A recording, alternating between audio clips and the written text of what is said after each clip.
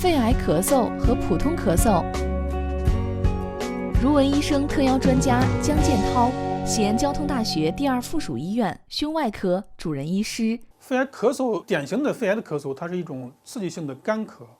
刺激性的干咳可能痰会少，然后肺癌的咳嗽可能会有痰中带血丝。第二个区别就是一般的咳嗽，包括气管炎、支气管炎，它用消炎治疗、抗炎治疗，用抗菌素，它可能会有效。